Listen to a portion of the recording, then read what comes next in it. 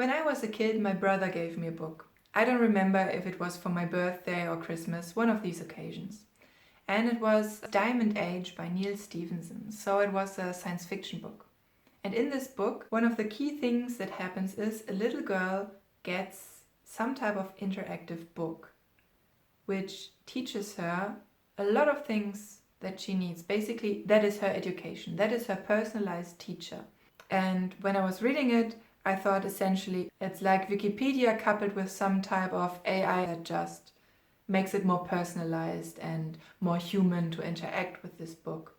But what it does, it takes you, oh, you're learning about this, oh, this sounds interesting, let's learn about that, and that way you educate yourself and gain new knowledge in a very awesome way and in a very self-directed way. Somehow I've always carried that thought and that picture with me.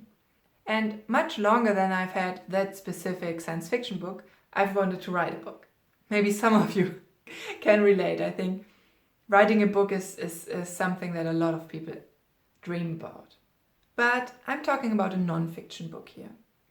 And recently I thought, oh, I should really write a book, just because what do? If you want to be known as the expert for something, you write a book on it. That is a very natural thing to do. You also build up all this knowledge and you structure it and you add your own contribution. So the best thing that you can do is to share it is write a book. And I love books. And I've got so many of them. And every day when I sit down in the evenings, I think, oh, I really want to know what's in this book. But picking it up and reading it seems like such a big commitment of my time and energy. The time I have, but the energy? So, I mean, I can spend the same amount of time and invest it in scrolling through social media, through the internet, which I do. But that feels different than reading a book or even an ebook. Because with the ebook, you have these small pages and you lose track of how many are there left.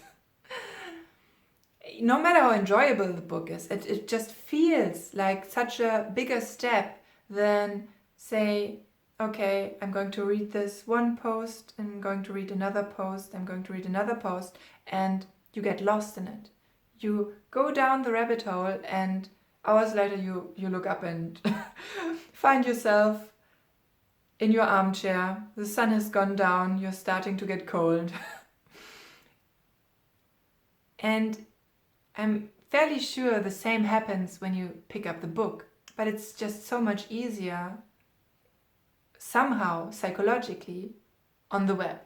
So my thought is, maybe you can say what you want about, oh, people are having shorter attention spans than before, etc.